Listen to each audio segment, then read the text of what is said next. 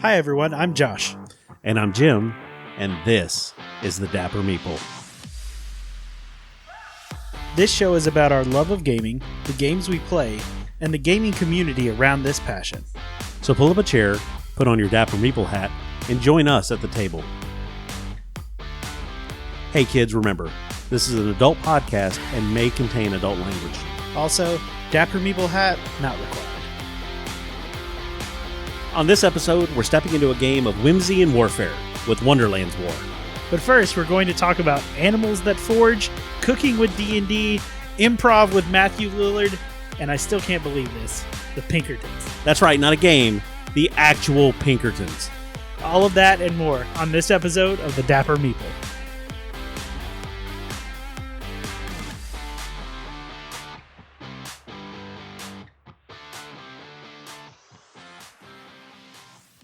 So we're going to start this episode with a couple of shout-outs. First of all, big congratulations to the guys over at BA Games. They have just successfully funded their second Kickstarter, Forges of Ravenshire. Yeah, we're really excited for these guys. We've had them on a few times. We've talked about Forges quite a bit. We backed it ourselves. Hopefully you all were able to as well. But awesome results. They were over 400% funded. Right. Over 1,000 backers. A lot of really good stuff. All their stretch goals were met as well. Right. So yeah, we are super excited. I know obviously there's a long road till we get it on the table, but I know we'll eventually get there, and I can't wait to see what the product looks like. And I think they were talking April of 2024 for delivery, so we've got about a year, yeah, which makes sense. But, you know, I have faith in these guys. Like, the quality is going to be there. Really excited. Can't wait to get this one on the table. Yep. The other shout out I want to give is we're going to be doing a Games We Play segment talking Wonderland War. And we have a listener who checks out our podcast every now and then and apparently is a big fan of that segment. So, Isaac, if you're listening, I hope that you'll enjoy this section. And maybe Wonderland's War is the next one you can ask for your birthday. So let's get into the show. Last show, we talked about some of the changes that are coming from the D&D playtest. They just released like a 64-page book. So yeah, we're going to need time to dig through that one. But it is for the next version of D&D. So far, I've liked the changes that we've seen. I like the system, right? We have been big fans, and we've talked about it a lot on this show. That's kind of where we lean. I am getting into a couple of new systems just to try them out. Somebody has invited me to a Deadlands game, which is kind of like the Wild West / zombies / I don't know, maybe there's some banshees in there or something. I don't know. I backed another Kickstarter from Nations and Cannons. It was the American Crisis for their flagship game that they have, which is kind of a historical role-playing game. But because I backed it and we hit all the stretch goals that we were looking for, we're also going to get a copy of a one-shot adventure, which is Benjamin Franklin Banshee Hunter. Yeah, we talked about it last time when we did the Kickstarter or the crowdfunding update. I just couldn't say no. So stand by to hear how that went. Yeah, I really like the way they are kind of streamlining a lot of things. Because let's be honest, 5e is better than a lot of past versions, but there's still a lot of things that are just confusing. Sure. Especially to people who are not familiar with the system. So I like a lot of the kind of streamlining and tying kind of some loose ends together to make everything make more sense. Yeah, a little bit easier. So excited for that. One of the big things that they came out with, though, recently was a new D&D 24-hour channel. That's right. They just announced that they're going to produce their own streaming service, and this is coming from the guys over at Hasbro, which we'll talk about that in a minute. We went to the movie. The movie was a blast. Honor Among Thieves was great. Support what you love, right? Pay the money, and things will get better. Like, you'll get more of the content and the kind of things that you want, right? That's how this community has grown. Yeah. Because if anybody remembers the first D&D movie, I'm sorry, and I hope somebody helps you find a good therapist.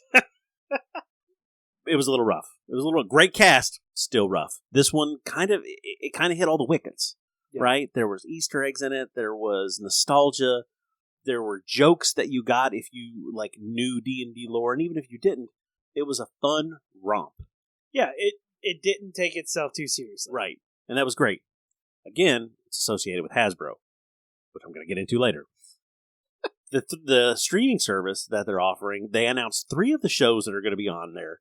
And there's a couple of big names in the D&D world that have already been mentioned. There's a live play show.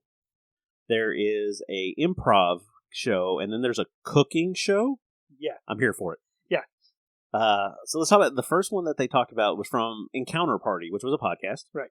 The original creators were Ned Donovan and Carrie Payton from The Walking Dead. So, I mean, we're already talking like serious entertainers here. And they're talking about it being an original D&D campaign set in the Forgotten Realms. It sounds like they're going to kind of make it celebrity focused, so... Yeah, that's what it seemed like from kind of the initial stuff. They haven't listed yet platforms or anything that it's going to be on, but they said it will be available in many places. Right. It's kind of the initial push of it. I like that. Deborah Ann Wall did a show where she had a regular group of players, and the basis of the show that she was kind of like a curator of a museum, and she would send the players out to collect different things, and each time they played, they would have a different celebrity guest. Kevin Smith was on there. The guy that played Daredevil obviously got put on. I mean, they would bring celebrities in to play, and it seemed like it was a good show, but I think at the time the market was a little saturated. I love watching Deborah Ann Wall as a DM. I think she's fantastic. She's on my like short list of people that are like, it's a bucket list I would like to sit at their table and play at. That was really good. I think this kind of maybe going down that same direction where you'll have like, the weekly celebrity guest or whatever to come play. Interesting. I'm down for that. The next one is a show from Matthew Lillard, who, Beetle and Grimm is his company. Yep. If you don't know about them, every time a like D&D source book is released, they usually do a kind of companion box to it. Yeah. With lots of maps and minis and dice and, different player aids and things that you can get your hands on. But it's all over the top, like extremely well produced. You're going to spend a pretty penny, but you're looking at $300 to $500 for each one. Yeah, but if it's something that you really like, if you like the setting, or it's something that you really want to explore, like they include maps, they include supplemental materials, like all kinds of really cool stuff. Yeah. So he's always been a big D&D fan, and I mean, from everything I've seen, the community, he loves the community, and the community loves him back. Like when he's at cons and stuff, he's one of like the people that everybody wants to go see. So he is going to have an improv show, and it sounds appropriate. It's going to be named Faster Purple Worm Kill Kill. So it kind of has this very kind of Tarantino feel to it. Yeah, yeah. From what I'm seeing. And I guess what it is it will be an improv show using D&D characters as players to act out dying and monster encounters. So I don't know how long that could run, but I mean, the monster manual is pretty big. Yeah. So this could go for a while. And the last one is a live cooking competition / talk show based on the recipes of Hero Feast called Heroes Feast. So I don't know if anybody is unaware of this book, but there's a book out there called Heroes Feast, which is a cookbook for D&D. Yeah. Right? I mean, like, the recipes are very much D&D themed. They seem like actual good recipes, and now they're going to make a show out of it. It's all very interesting. I picture this being something, if it works, like, there's a lot of opportunity here. Sure, yeah. And again, this feels like, years ago when the guys at Critical Role were shopping around their animated series and everybody was like, oh, I don't think we want to do it. So they just crowdfunded that thing. Yeah. It feels like Hasbro has taken the hint here and said, no, there really is money to be made here. And thanks to corporate greed, that's going to motivate them to do more stuff. Yeah. But it's coming from Hasbro. And Hasbro has a tendency to go a little over the top with some stuff. Yeah, so if you guys have not been paying attention, or are not followers of things in the Magic the Gathering world, the newest set that had just come out was recently spoiled on YouTube by a content creator. Yes. So the way, just to kind of get some background information. So the content creator on YouTube, it is the channel Old School NTG, came across, or actually was mistakenly given a couple boxes of the set that had not been released yet. Right. If any of you know how Wizards is, they're very, very particular about release dates and things like that with all their retailers. If they find out that you sell something early, you usually get your retailer status pulled. Yeah. That being said, the two sets that are in question, the one that was already out and the one coming out, is a one-word difference. Yeah, exactly. Like it's the March of Machines? And then the March of Machines Aftermath? Yes. Yeah. First of all, Wizards do better. So apparently, the person that the YouTuber purchased the boxes from, he does a lot of unboxing videos from Magic the Gathering, Pokemon, all across the board. But the person that he purchased them from did not know that they were from the new set. Right. They thought they were from the set, The March of the Machine. So he purchased them under that, and in fact, once he got the boxes and started opening them, that's when he realized that they were from the new set. He made a couple unboxing videos of them, showing off some of the new cards, and basically laid out the whole set before Wizards had done their whole like spoiler thing on it. Right? So he just beat him to the punch because he got his hands on him. And this wasn't intentional by any means. It doesn't seem like he was trying to get into it early, or the guy that sold him the stuff was trying to release it early. This seems like it was an honest mistake. Right. So the video apparently went up on a Thursday, if I remember correctly, and apparently on Friday, this gentleman had some people knocking on his door. Some people. Yeah. Some people. The Pinkertons. For crying out loud. We're talking the Pinkertons. This semi-detective / police agency that's been around since the 1850s. And they don't have a great name associated with them, especially not coming from the corporate world, all right? Let's just go ahead and put that out there. The Pinkertons were notorious for strike-busting and union-busting tactics and stuff happening, in the 20s and 30s. And then they show up at this dude's door from Wizards of the Coast. Seriously, Wizards, do better. Yeah, so there is a couple videos on his channel, if you want to check them out, where he kind of explains the story, the situation, the whole 9 yards. The quick rundown is basically the Pinkertons showed up. The first time they got there, apparently they were not home. Right. So they went to their elderly neighbors and started questioning them about who they were, what their habits were, things like that, because they told their neighbors that they had an appointment with the YouTuber that he had missed. Right. So they're interrogating his elderly neighbors about who they are. Under false pretense. Let's just go ahead and admit, it's from everything that we've seen, or heard from him. They're not being honest about it, which again, doesn't surprise me when we're talking about the Pinkertons. Yeah. So when they do actually make contact, we're talking with the YouTuber's wife first. Mm-hmm. And from what he says, the conversation with his wife went along the lines of, hey, your husband has stolen product from Wizards of the Coast, and you're looking at jail time, fines, and other legal repercussions because he has these products. When he describes the video, he talks about how it's in the morning. He had just recorded a couple quick videos after he had gotten up, and he walks out of the living room, and he sees his wife crying with these people telling them that they could go to jail. They confiscate all the stuff, of course, all the product, which he had no problem giving up to him. That was not a thing. They gave him a number of a person to call at Wizards of the Coast. So he calls the number, and he said the person at Wizards was super nice. Sure, right. That's the part that, I'm glad this is working itself out. He said that the guy he talked to at Wizards of the Coast was really good, really apologetic about, the Pinkertons showing up on his doorstep and making his wife cry. I feel like that's the big problem here. Yeah. And we talked about this. Does Wizards of the Coast or Hasbro have the Pinkertons on retainer? Yeah. So I feel like there were a couple ways this could have went down to get from, finding out that you have product that is floating out there that's not supposed to be out there yet, to hiring the Pinkertons. Personally, I like to think that in whatever conference room that this conversation went down in, everybody was looking at each other well, shit, what do we do now that we have this product out there floating? Who do we hire to go, talk to this guy and get it back? And everyone's well, we don't really have anybody to do that. And that one guy who's the American history buff in the room was guys, I got it. We'll hire the Pinkertons. And everybody's the Pinkertons? Man, we've kind of heard about them. Wasn't that the guy in that weird Jesse James movie about the Outlaws not too long ago? Yeah, they're still around. Good news, they're owned by Sweden now. I feel like this is a reoccurring trend with Hasbro and Wizards of the Coast. When we talk about the Hadozi incident, when we talk about open gaming license. They have this tendency to not have a person in the room that goes, excuse me, I have a question, right? Right. Like, have you met the group that is your core audience here? We're pretty easy to get along with most of the time. There just needs to be one common sense dude in the room that when that guy makes a decision, he looks over at this guy and he gives him a yes or a no. Right?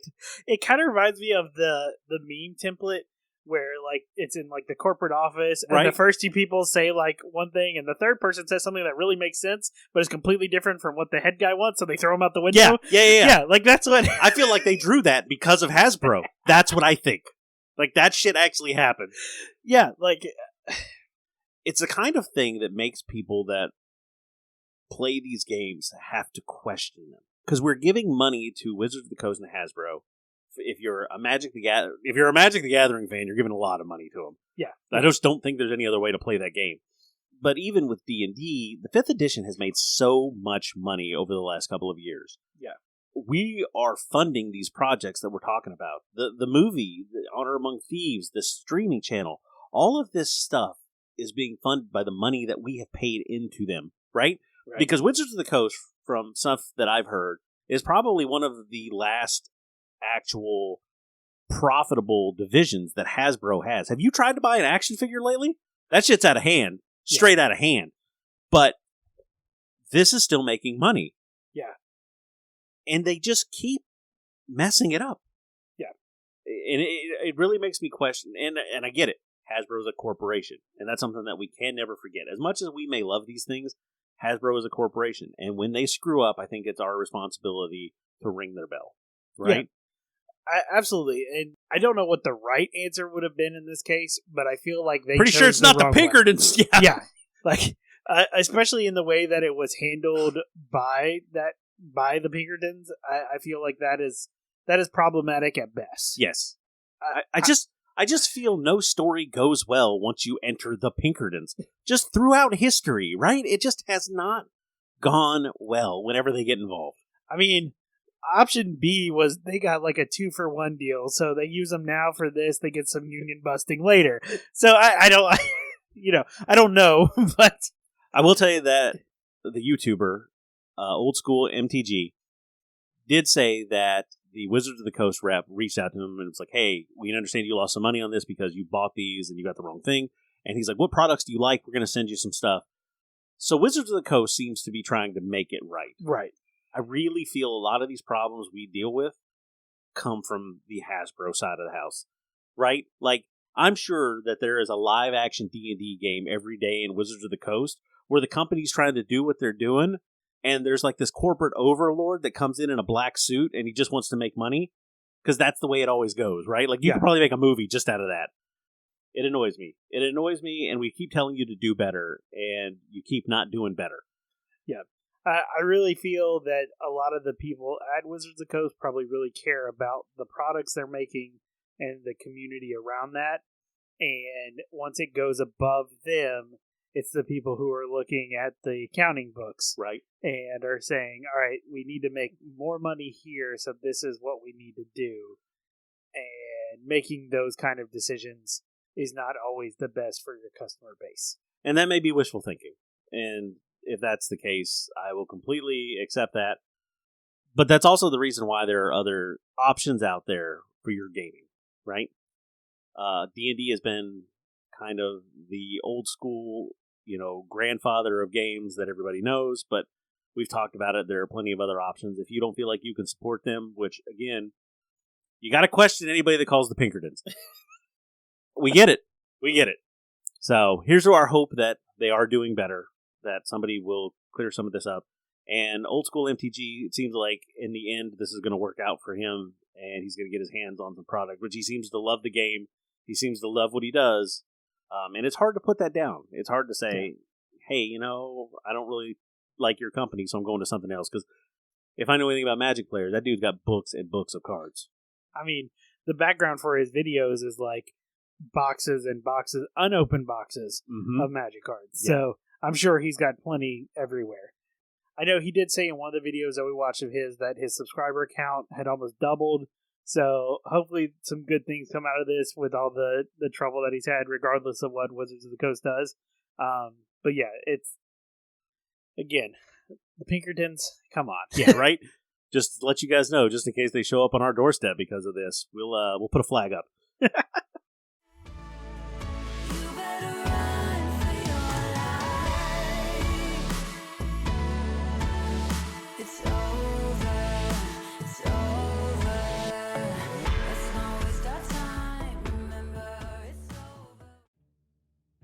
Wonderland War. Designed by Tim Elsner, Ben Elsner, and Ian Moss. With art by Manny Tremblay. Published by Druid City Games and Skybound Games. Welcome back to Wonderland. Though this is not the land of frivolity and chaos which Alice left. Now the looking glass has shattered, and the wonderful madness is being drained away as the leaders of 5 factions meet at the Hatter's Tea Party. Alice, the Mad Hatter, the Red Queen, the Jabberwock, and the Cheshire Cat must all play nice at the table as they gather their forces before marching off to war. Wonderland's War is an area-control bag-building game where you take on the role of one of the faction leaders, all with their own variable powers, and recruit forces to your cause. The game is played in 3 rounds, each with 2 phases. At the Tea Party phase, you move around the Hatter's table, drafting cards, building towers, upgrading your leader, and recruiting other Wonderlandians. But be careful, for there are shards of madness scattered all about Wonderland. In the War phase, you will use the forces you've built to fight over the areas of Wonderland. Will you rule at the Red Keep, or be the master of the Pool of Tears? Or maybe you seek to complete quests, or build collections, which will net you the valuable victory points that you need. At the end of each round, the leaders meet back at the Tea Party and plot their next moves. And at the end of 3 rounds, the faction with the most victory points is declared the ruler of Wonderland. So today we're going to take a trip through the Looking Glass, or at least what's left of it, and we're going to talk Wonderland's War. Right, so this was a game we actually have had for a little while. We've played it a few times. We put it on our 10 for 10 challenge because it is a fantastic game. Unfortunately, we came to this one a little bit late. We didn't catch the Kickstarter when it was out because those components are gorgeous. Oh, they look so good. I went back and was reviewing while we were getting ready for this segment and saw all of the miniatures and all of the pieces that came with the Kickstarter. And if you can get your hands on that, fantastic. If not, you're going to be using the standees like we are, which are still good. But everybody likes the Kickstarter extras. Yeah. I mean, we are fans of plastic. We do love miniatures. And the Kickstarter version was full of them with the actual faction leaders as well as the Wonderlandians all had their own little miniatures, which is very, very cool. We do have the retail version, so when we talk about components and stuff like that, we'll be sure to be mentioning that. But overall, fantastic game. It really is. This is one of those games that there's a couple of different functions in the game. When you sit down and look at it for setup, it looks complicated. Yeah. Because you have board setup, and then you'll have your individual player setup. And there's a lot going on during setup and during the game. But it flows really well. When you get into it, it's easy to play. We pulled the game out with people that had never played it before, and by the end of the first round, everybody kind of had it, the basics of what was going on. A couple of times where we had to refer to the rules just to check, but for the most part, once you get into the flow of the game, you get it. Yeah, there are a couple kind of niche rules that they don't always come up, and they may be hard to remember, so keeping the rulebook handy is definitely a good idea, but it's not so much where it's, every single turn you're having to dive back into the rulebook to see what the obscure interaction is. Right, and they've got a great card that comes with it, and it's on the back of the rulebook as well, which is kind of the flow of the Tea Party and waging war for the 2 different phases in each round, which make it really easy if you follow those. It pretty much covers, I would say, 90% of what's going to come up. Yeah. To best kind of describe this game, I think it, at least with games that we have played in and talked about, this is like the love child of Quacks of Quedlinburg and Rising Sun. Yeah, no, that checks out. I think it's probably with a card drafting mechanism thrown in there, right? I mean, we talked about when we mentioned the BA game guys specifically. We like games that combine mechanisms that are not just one sided, and I think this game really fits that and hits that kind of desire that we have in our games, right? Because it is an interesting mix of the 3. It is. It is a area control game like we talked about. It is also, there are elements of a bag builder and with a push your luck kind of mechanic. There's the card drafting mechanic where you use to build your supporters. So there's a lot going on, and you can win this game with multiple strategies. Yeah, absolutely. Which is something that I really liked about it. So let's dive into talking about how this works. So first of all, with a game like Wonderland War, you can expect that there's a little madness going on. Yeah. And you begin your game as one of the faction leaders. There are 5. There's Alice. There's the Red Queen, Mad Hatter, Jabberwock, and the Cheshire Cat. And each of them have their own power that comes into play either during the Tea Party phase, which is where we start, or the War phase, which is the second half of the round. During the Tea Party phase, the board is set up to look like the Mad Hatter's Tea Party. Yeah. And you deal cards around the table. And now these cards give you the opportunity to draw new quests, to get supporters that you can place, to recruit other Wonderlandians. Some of them will give you extra chips to put into your bag. Depending on what you want, it could all be set around the table. Each person takes a turn moving their character clockwise, except for Alice, who moves counterclockwise, because just to be contrary, to whatever card you want.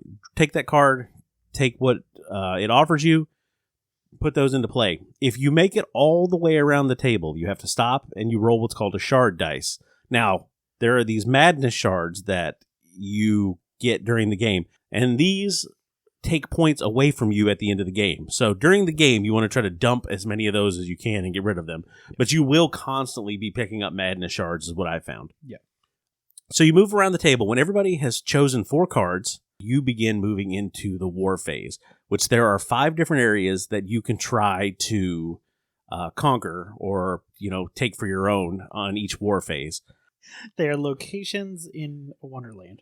Yeah, there's 5 different locations, and, they come from the books. There's like the Red Keep and Tugglewoods, and I think the Pool of Tears is one of them, which is where you get into the bag building mechanic and the more of your push your luck mechanic. Each player has their own player board. The way battle works is it's kind of like Quacks of Quedlinburg, right? Really similar. You have made a bag full of chips. You have a starting bag, and then you can add more as you go around the table. And there are a couple other ways that you can get chips to add into your bag. And each chip has a power, and it could be anywhere from, I think it's 1 to 5, and it's pretty random, as I would expect from, Wonderland. And you draw a chip out of your bag and place it on your active track. At the top of the board, there's a battle track where you move your marker corresponding with whichever chip you draw. So if I draw a chip that has like a 3 power to it, I'll move 3 planks up the battle track. Yep. But there are also chips that have other powers as well. Yep. There's some where you draw and it says, okay, so the next chip that you draw after this, you double its power or something like that. Yeah, there's a lot of interesting play between the chips as well, which is another thing that Quacks of Quedlinburg does. Yes. Depending on what order you draw chips, sometimes matters. Like you said, the one I know specifically, I think it's the Flamingo. When you draw it, it doubles the next chip's power. There's a lot of kind of interaction like that that makes it interesting. And once you understand how those powers work, the next T phase, you begin to look for like different chips to start to really build that bag specifically. That's right. The first round, the first kind of war phase is very much kind of you get what you get. Yeah. Because you're still working on it. But I think by the second and third rounds, like some people are able to really kind of build that bag pretty. You kind of build your strategy. Yeah. On top of all the good chips you have in your bag, you also have what's called a madness chips. Yep. And those can get added to your bag. Some of them automatically go in there, but you can also pick up some. And if you draw a madness chip, much like Quacks of Quedlinburg, you have one opportunity to ignore the results of that. Yeah. So you have a shield that you'll flip over. When you draw a madness chip, though, and you have to play it, you have a madness tracker that you'll also keep. And you'll also have to remove the amount of supporters based on which madness chip you draw out of the bag. So either 1 or 2 supporters gets removed from the board. Now, if you lose all of your supporters, you have busted. So you automatically fail. So if you do end up busting, you move all of your active chips, immediately go to your exhausted pile, and you don't draw any more. You also lose any chance you had to forge, which is what we talked about earlier, which are other tracks that are on your board, and they give you access to those artifacts that are specific to your character. Yep. And those can play really big into the game if you draw one of those. Like I said, there's a lot going on during the war phase. Yeah. And depending on your character, I know I've played the Mad Hatter before, and Madness chips are great. Yeah. Like, he actually uses them to his advantage, which, again, makes perfect sense. So once you win in an area, you take the victory points and you get to build a castle. If you tie in the area, I believe you have to pick one or the other. And castles are something that'll come into play at the end. So this goes in 3 rounds, which is something I really like about this game, because you can kind of figure exactly how long this is going to take. The box suggests 25 minutes per player. But you can kind of plan on how long this game is going to go. You're only getting 3 rounds. Yeah. That was one of the things we talked about on our What Makes Modern Games Better. Yeah. Is that there's a constant end time for when this game is done. Right. You get 3 phases or 3 rounds, and that's it. Right. You come back and begin the second round, and you do it all over again. You do your Tea Party phase with different cards, and there are different cards for the third round as well. One of the things I also like is with the chips, there are different ways to play the chips. There are 4 different versions of what the chips do or what their power is that you play in the bag. Yeah. So that adds to a little bit of the replayability as well. And you can make them harder or easier. And in the rule book, it talks about suggesting if you wanted to mix, like, they're labeled by A, B, C, and D. Right. So, and it does tell you, make sure you have the right side of the card to show what the powers do. Yeah. And there are also quest cards that are involved in this that have different actions for you to take or to try and take that will give you bonus victory points at the end. And those are all shuffled, and the way they come out is random. Sure. So there's a lot of replayability built into that. Each of the Tea Party phases has its own set of cards, so they become stronger as you get to like the second and third phase. And also, those are all shuffled and dealt out randomly. The amount is going to kind of vary each time, and which ones you see. Yep. So more replayability dropped in there. So that is the game. And as you can see, this is a lot of game in this box. It looks really complicated, especially when you're looking at the setup, like we said. But once you get going on it, I don't think that it's hard to catch on to at all. Like, it kind of flows really well. All right, so let's rank it. And we're going to start with value. So the MSRP right now that we found is about $65. Now, that's if you could find a copy. Yeah, it looks like a lot of places are out of stock on it. I'm not confirmed that it's out of print, but it does look like it's a little difficult to find currently. That being said, at $65, this game, there's a lot of game in this box for $65. Right. And like we said at the beginning, kind of prefacing the difference between the Kickstarter version and the retail version, which we purchased, there's still, even though we don't get like the miniatures and stuff like that, the artwork in this is fantastic. Right. The standees that they use are really, really good. The bases that they use are really nice plastic bases. The artwork was done by Manny Tremblay, which we know from Dice Throne. Right. So you're getting a beautiful game, and you're getting a game that's got a lot of, I don't want to say complexity, but there are a lot of mechanics in the game. There's a lot of decision space and stuff in the game as well. Yeah. I really feel like this is a gorgeous game where when you have it laid out on the table, if you're in a place where like people are passing by, coming and going, like they're going to stop and look at it. Yeah, definitely. It's definitely, like I said, it's bright. It's very Wonderland in the artwork. Yeah, absolutely. As far as, the things like that, the components and stuff that add to the value, I think all day, every day, this game is worth the $65. Yeah. If you find it for cheaper, even better. Yeah. But ignore if you go on Amazon and see the $450 price tag. Somebody's trying to get away with murder there. Yeah, I don't think it's quite worth that much. That's when you hope to have a friend who has it. But no, it's a fantastic game. I think it is, the value on it is great. I'd probably go an 8.5. Yeah, that's about where I am. Yeah, definitely. For what you're getting in the box, it's worth it. If you see it in your friendly local game store, I would suggest grabbing it. Yeah, absolutely. So let's go into components. Again, the cardboard of the standees and stuff is really, really good quality. The card stock on the cards are also very, very good. Yes. Just across the board, again, the components are really well done. The board itself is very, very, like, the artwork kind of pops, and the way that it's done, it isn't confusing. As in, there's a lot of stuff going on at all times, but they happen in very specific sections of the board. Right. It separates it out really well. The board is really easy to follow, even with all of the, like I said, the color and the swirl and everything that's in there. I know the girlfriend, when she played, that was the first thing when I opened it up and folded out. She was like, this looks complicated. This looks like I'm not going to be able to follow it. And as we started playing, it just all fell into place. Yeah. So I think that is one thing. It can be kind of intimidating at first glance. Yes. Especially to people who maybe board gaming is not something you are constantly into, or heavier games, maybe something you haven't experienced. It may seem like this is a complicated game out the gate. Yep. But in reality, it does flow really well once you get the basic principles down. Sure.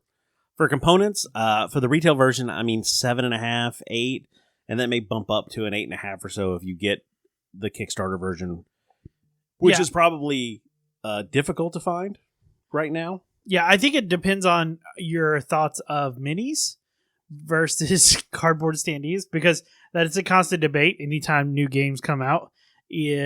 Are the miniatures worth it? Some people in different camps, of course, they disagree. Some would say they're perfectly fine with standees and would even prefer them. Personally, we are miniature people. We like having minis. We like having the ability to maybe one day paint them if we ever decide to. It's on the to-do list. Yeah. But no, I think I would give the standard components probably a 7.5.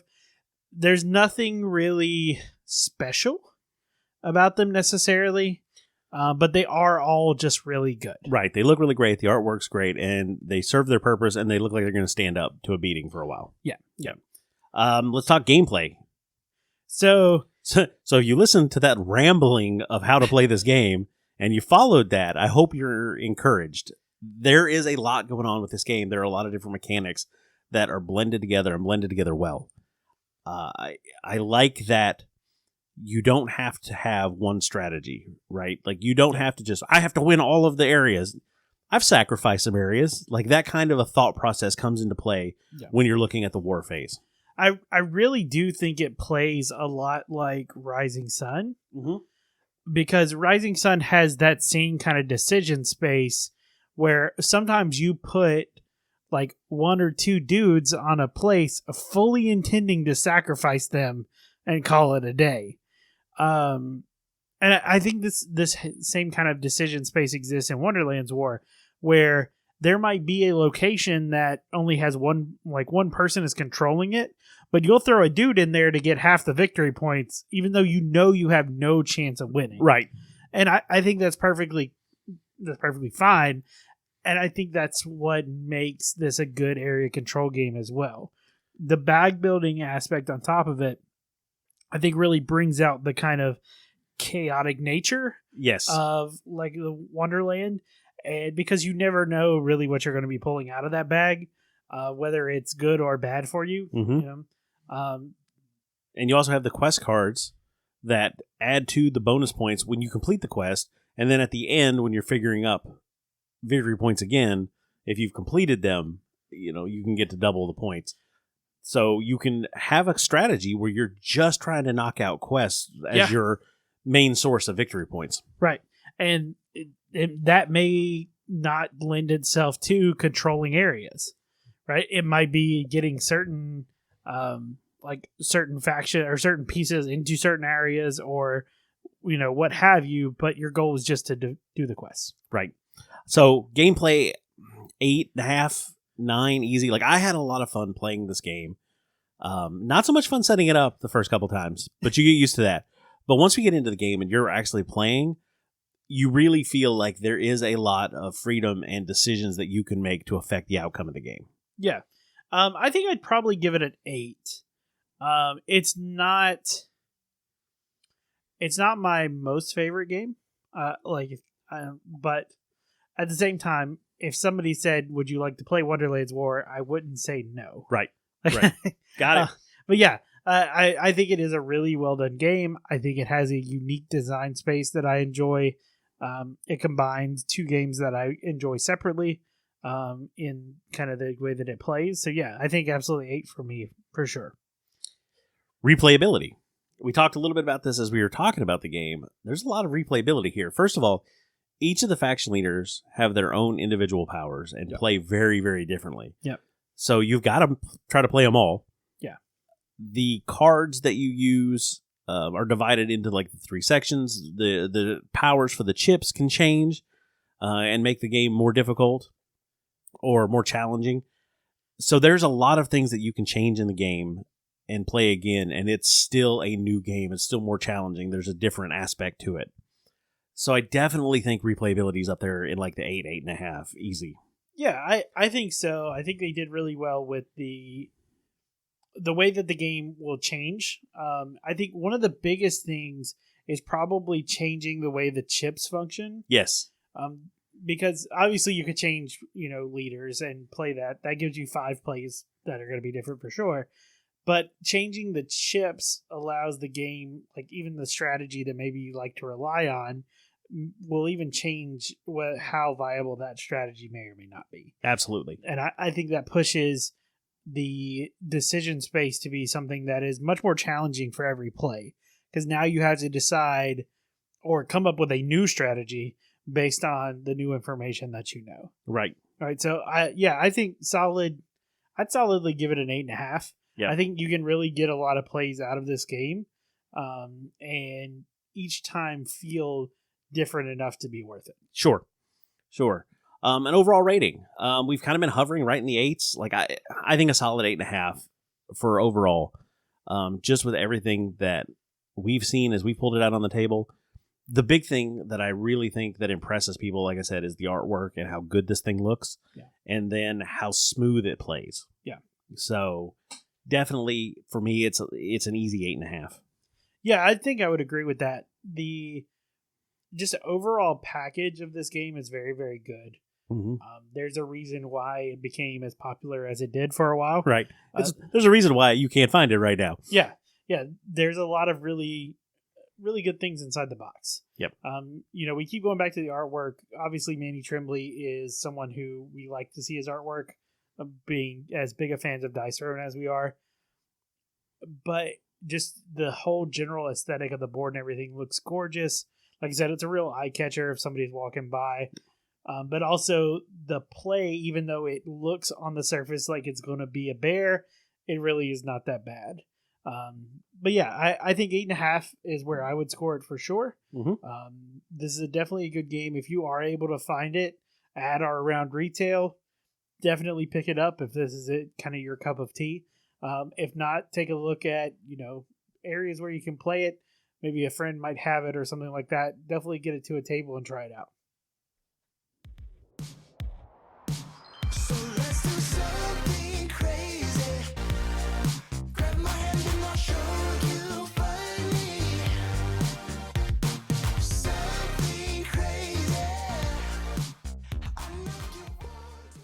And now it's time for our crowdfunding roundup. We've got 3 projects today that hit on 3 very different areas of the fandom here. So let's get started, and we're going to talk about a new company that's bringing a new paint and paint system to the forefront with the Broken Anvil Studio Paint. Yeah, so the thing that drew me to this Kickstarter, first and foremost, is in the video for it, the guy talks a lot about color theory and how he thinks it's very important to kind of make that easy for people who are trying to paint with miniatures and things like that. And I think that's really cool to try and open up the hobby to be more accessible and easier for people to kind of do these really nice like color gradients and things like that, who may have no idea what color theory even is. Right. So looking here, they have a few options and stuff, but he basically put together what they call the essential palette, and that's what this Kickstarter is for. It is 40 different paints that are kind of split up into 8 different sets, if you will, that have you have 5 blues, 5 greens, 5 yellows, 5 oranges, 5 reds, 5 violets. You have 5 browns, and then you have 5 that are black and white. What I really like about this is for people that are just starting to paint, this is where things start to get complicated. Like when you first start painting, you can watch hours of videos on YouTube. Yeah. And there's lots of good information out there, and you can definitely figure it out. I think their system kind of simplifies it. And I really do. When they say it's an essentials kit, I mean, it's everything that you should ever need. There's the color section. There's also the black and white section. So you can work on tones. And then there's the brown section to kind of tone things down as well. Yeah, and one of the things that each of the paints has is a little marker on it, whether it is a warm or cool undertone based on the color and like the undertone color as well, which I think is really, really cool, especially as you start to dive in and learn more about color theory and see how those undertones really do make a difference. Right. Right. And it's one of those things where you're like, oh, that's it's obvious blues and greens are cool and reds and yellows are... No. Like, there are greens with, like, a warm undertone under them. Yes. And there are reds that have a cool undertone, and they mark those on the bottle so you can kind of identify that when you're mixing it. Yeah, as somebody who stands around looking at a color wall full of color chips all day, yes, undertones do matter. But yeah, this is a fantastic looking set. There are a few different options in the Kickstarter tiers as far as what you can get. The initial tier starts at $14. You can get just the brown use set, which is 4 different kinds of browns. You can also do a pledge at $18, which gets you your set of 5 of any of the color hue. So if you only want to kind of maybe augment what you already have, sure, there's a couple different options for that. Then there's a pledge at $21 that gives you a black and white paint set. So you get a warm, cool, and neutral of both black and white to be able to kind of mix and use those to whatever you need to do. But then we get to the actual like essential palette. So this pledge is $130 or more. Again, it does come with those 40 different paints in the different colors. And you get a really cool, looks like storage box for them as well.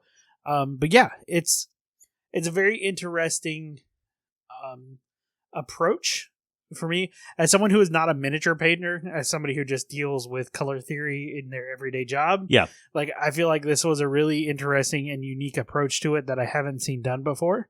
And he talks about how specifically he hand mixed the original colors for what was going to be in the palette to hopefully make sure that they covered all the bases. And the big thing that he talks about it doing is it allows for people who are just learning about painting to be able to do some really, really cool gradients like on their miniatures, because each of these 5 in the different color families just go together. Right. It looks really good. You can do the $10 pledge too, just to kind of start out. What I really like about it, I mean, it looks like he's put together some really high quality paints, and there are lots of paints out on the market. If you're a miniature painter, like, there are lots of paints. I think the essential box is $130, which if you go to, say, Army Painter, their box of like their standard like starter 50 paints is like $160. And it comes with like a brush and like a little book that helps you painting guide, kind of explain their paints. This is kind of built in, that like how to use their paints is kind of built into like the system. So that one looks really good. And the paints, they have a lot of like actual miniatures that have been painted. And you can see like different, like the tones underneath it and the shading and stuff that these paints do. Yeah. They look really good. Especially if you're new to this or you're just getting into painting and you want something to kind of help you along the way. I think this would be a great investment for that. Yeah, absolutely. As of time recording, there are 8 days left. So if you're interested, go check it out. And they're already funded at like 200%, just a little bit over. Yeah. After the Kickstarter, they should jump right into production and delivery. Yep. So this one's one you won't have to wait for. Yeah. Next up, virtual tabletops have been all the rage since COVID. Yep. And there are tons of them out there. There are ones you can pay for a DM. There are ones that you can do with your friends. This is one that already has some pretty big names attached to it. And we're talking Fablecraft. It's a new digital TTRPG. Right. So as opposed to some of the virtual tabletops that allow you to play like a D&D game using the tabletop. This actually comes preloaded with its own story system, whole 9 yards. So it really marries the idea of a TTRPG with a video game, which I think is very interesting. I think it's a unique design space is where I kind of have landed on it. But yeah, in the Kickstarter video, you see a few familiar faces like Abria Iyengar and Becca Scott all playing this game, and Right. I put that in quotes because how staged is it? But nonetheless, it sounds and looks really, really interesting. It looks like this is going to be easy to build a game off of. They have a few pre-generated, I'll call them campaigns, but they're more like, Adventures? yeah, maybe like 5 sessions worth of each kind of thing. But in the Kickstarter, they talk about goals of having a marketplace where creators can create product and have it directly purchased by the end consumer for this system and like the whole 9 yards. I think their biggest challenge, and let me look at it before they are already funded because they weren't asking for a lot. They were asking for 10,000 and they're at 105,000 right now. So they're definitely funded. I think their biggest challenge is going to be making a system and a game that people want to play in, because a lot of people hold on to a lot of nostalgia. But this Yes. one looks really good. The artwork on it looks great. So what are you pledging to get? The starter pledge on this one is $9, and that gets you the Steam key access for the closed beta. It gets you the base game, your name in the game credits, and the founder role on their Discord.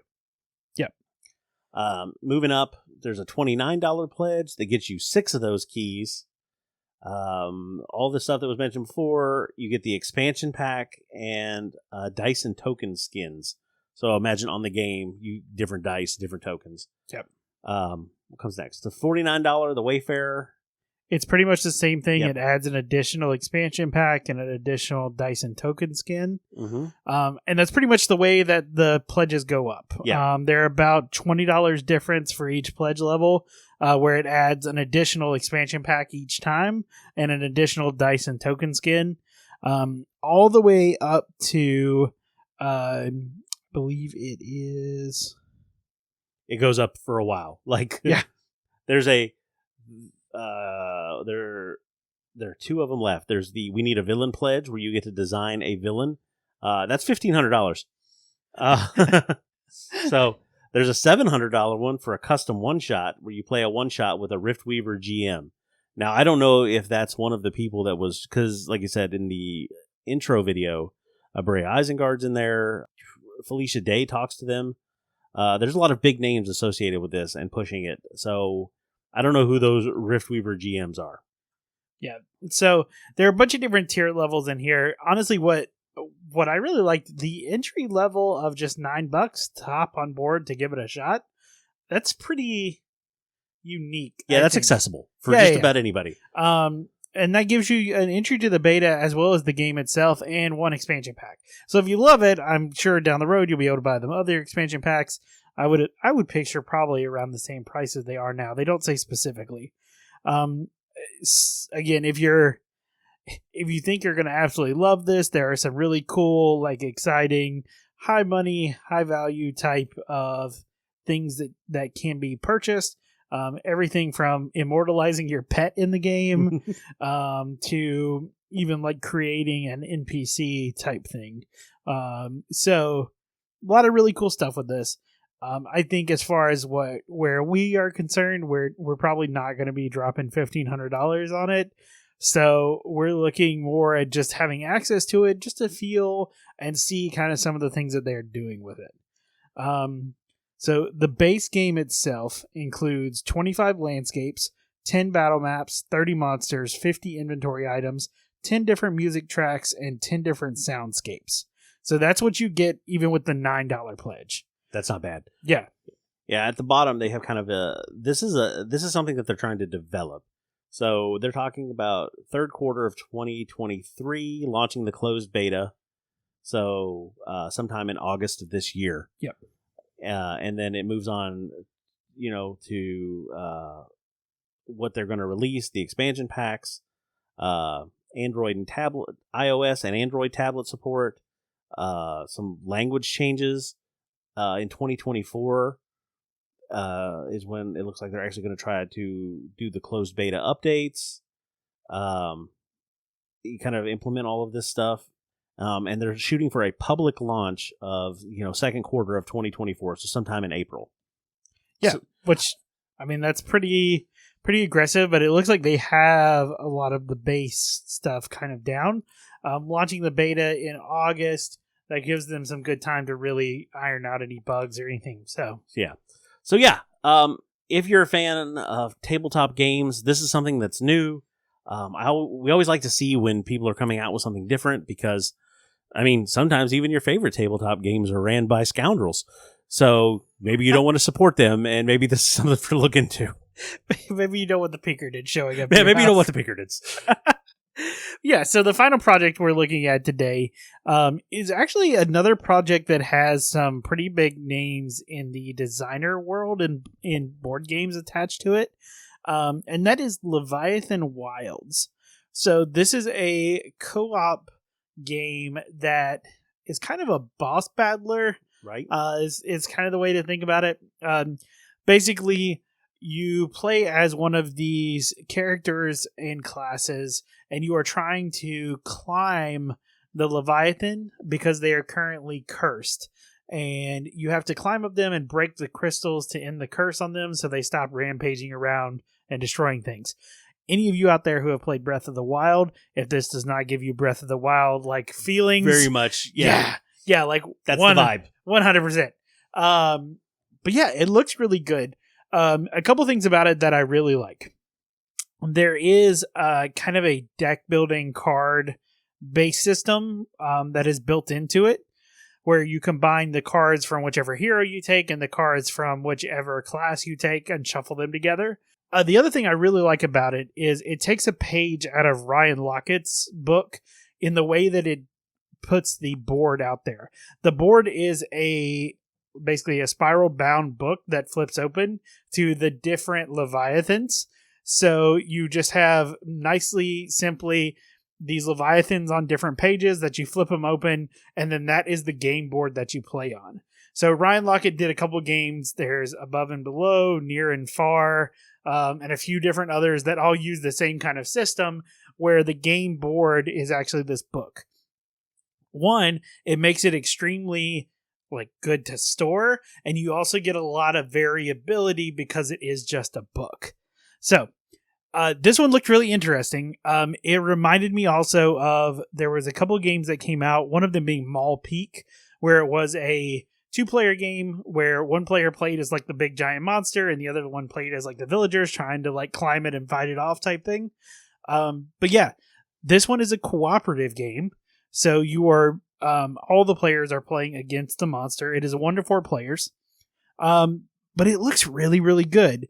There's some fun mechanics as far as being able to jump across the Leviathans. Yep. You can even glide to a lower spot and stuff like that. Each of the Leviathans, the board is kind of built in a grid system based on the way the Leviathan looks. So each Leviathan has kind of a different challenge to it.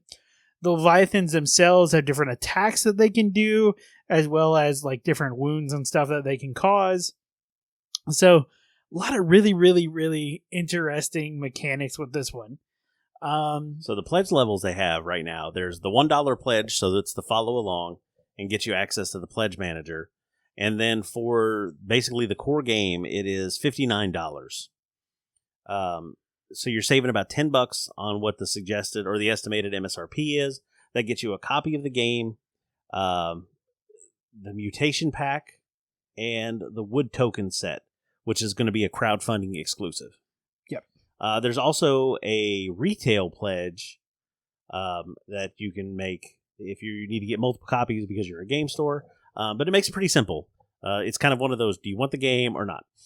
Yeah. There is something to be said about not having 15 different pledge levels. Right. But yeah, so currently, or when the game comes out, there's going to be at least 14 different Leviathans that you can play against. I believe one of the stretch goals is adding another one, and they're right up against it. So hopefully they'll be able to get it because there's still quite a few days left. But yeah, they've already unlocked another climber. So they've unlocked some tray upgrades. So I always like to see component upgrades. That's really cool. So yeah, a lot of really good stuff here. Take a look at this one, especially if you like co-op games. They also have it on Tabletop Simulator if you want to give it a try. Yep, absolutely. And I believe they said all 14 of the Leviathans that they have currently are on Tabletop Simulator. So you can check those out on there. Currently, they're at 123,000 of their $10,000 goal. So they have definitely got it. And there's still 16 days left. So there's still plenty of time to take a look at it and see what you think. If it's something that maybe you would like to pledge to and back. They're looking at shipping in February of next year, which is pretty quick turnaround. So it's not bad.